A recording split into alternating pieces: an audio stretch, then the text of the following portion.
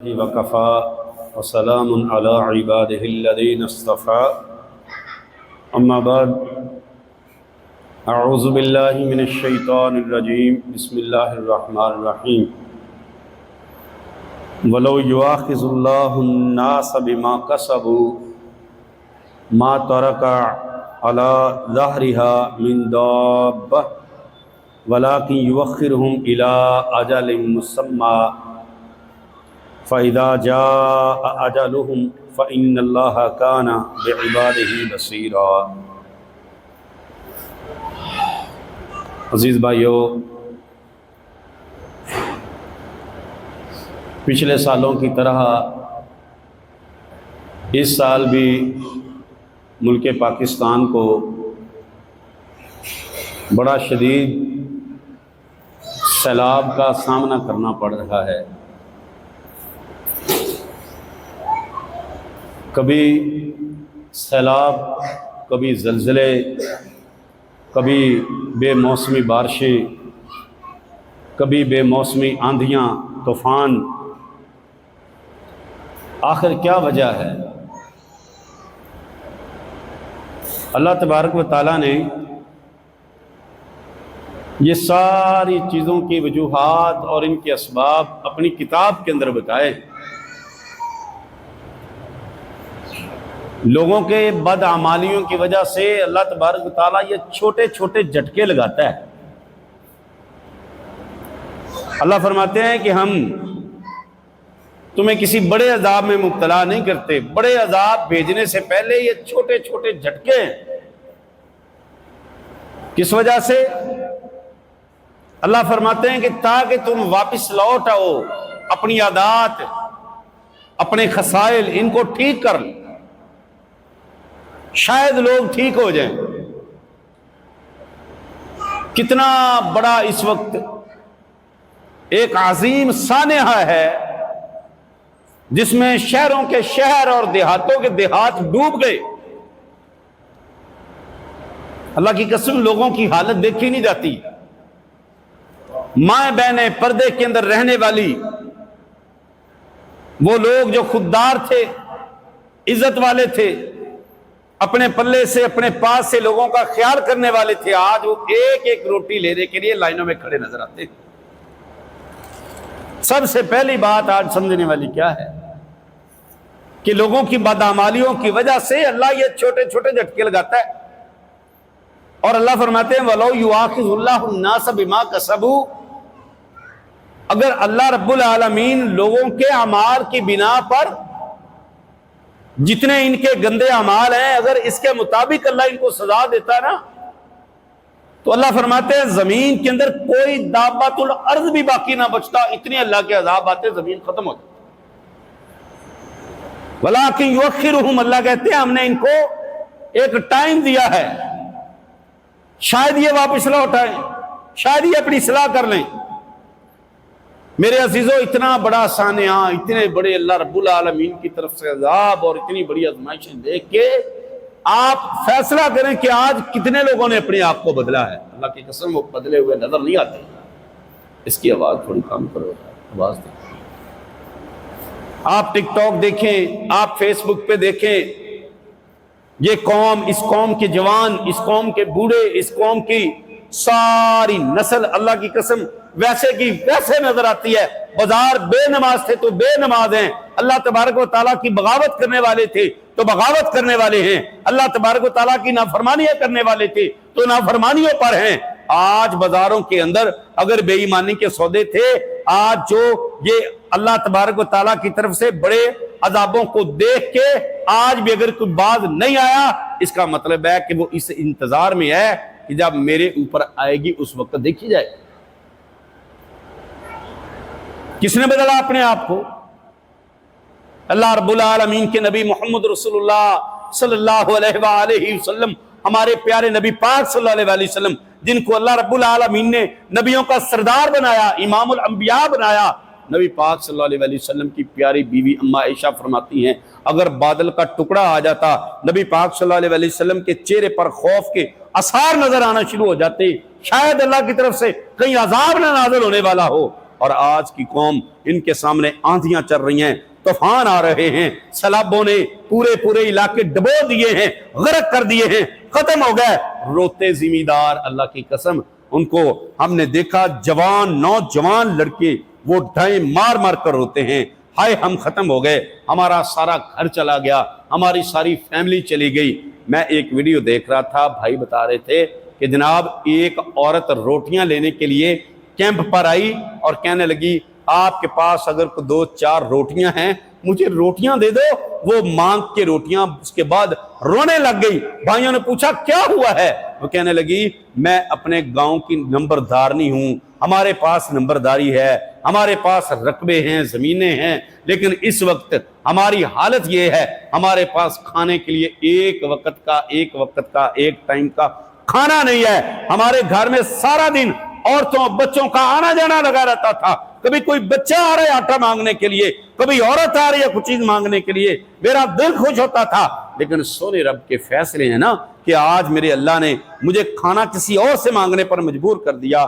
بھائیوں نے، آپ کے بھائیوں نے، مجاہدین نے، مرکزی مسلم لیگ کے دوستوں نے، حافظ سعید صاحب کے جوانوں نے ان کو ڈھارس بندھائی کہ پیاری بہن، پیاری خالہ پریشان نہ ہو، یہ اللہ کی طرف سے یہ آزمائش اپنے بندوں کے لیے آتی ہے، کوئی بات نہیں، یہ وقت ٹال جائے گا، لیکن آپ اللہ سے دعائیں کریں، اللہ کی طرف رجوع کر لیں۔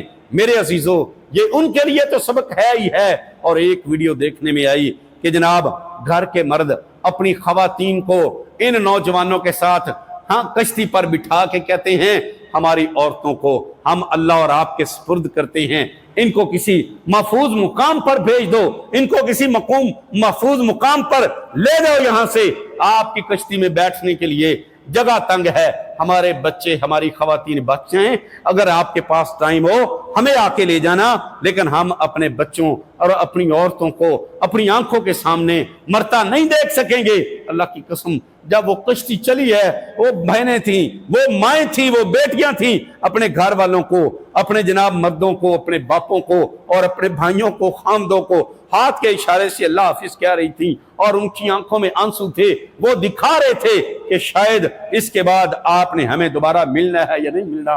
ایسے آثار واللہ بیان میں نہیں کر سکتا، ایسے آثار ہیں۔ چھوٹے چھوٹے بچے باپوں سے جدا ہو گئے، اور جناب بیٹیاں باپ سے جدا ہو گئی، بھائی بہنوں سے جدا ہو گئے، سارے علاقے میں اچھے مکان بنے ہوئے تھے، وہ سارے پانی کی نظر ہو گئے، جانور سارے پانی کی نظر، گھر میں کوئی چیز نہیں بچی۔ وہ کہتے ہیں کئی لوگ ہم صرف اپنے تن کے کپڑے اور اپنی جان بچا کے نکلے ہیں۔ میرے عزیزو، اس میں سبق اللہ تعالیٰ نے ہمارے لیے بھی دیا ہے۔ ایک تو سب سے پہلے اپنے آپ کو بچا لو ان گناہوں سے، اللہ تبارک و تعالیٰ کے غضب سے پناہ مانگو، اور اپنی عادات کو ٹھیک کر لو، اور معاشرے کے اندر نکلو، بازاروں میں جا کے یہ جو لوگ بازار سجا کے آج بیٹھے ہیں، مسجدیں خالی ہیں، بازار اللہ کی قسم بھرے ہوئے ہیں، ان کو دعوت دیں، ان کو جا کے بتائیں او بھائیو اللہ سے ڈر جاؤ۔ اللہ کی قسم جو رب یہ ستلج کا دریا جا کے علی پور کے اندر اور جلال پور پیر والا کے اندر ان سارے دیہاتوں کو اگر یہ ڈبو سکتا ہے، اللہ کی قسم اللہ کے لیے کوئی مشکل نہیں ہے۔ اللہ ذرا تھوڑا سا اشارہ کر دے کہ چل یہ پاک پتن والی سائیڈ پہ چل، یہاں کے لوگوں کی بھی عادات بڑی خراب ہیں، کوئی مشکل نہیں ہے۔ اللہ کی قسم اللہ موقع دیتا ہے۔ اور میرے عزیزو، ایسے وقت میں کرنا کیا ہے؟ سب سے پہلے اللہ سے اپنے گناہوں کی معافی مانگنی ہے، اور دوسرے نمبر پہ اللہ رب العالمین نے فرمایا من احیاہا فکأنما احیا الناس، جس نے ایک جان کو بچا لیا، ایک جان کو بچا لیا۔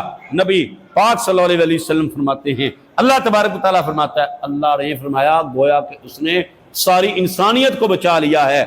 20 نوجوان لڑکوں کی اور جناب چھوٹے بچوں کی ایک کشتی، 11-22 والے ہمارے بھائی، اللہ ان کو بھی جزائے خیر دے، ان کو لے کے آ رہے تھے، کشتی الٹ گئی۔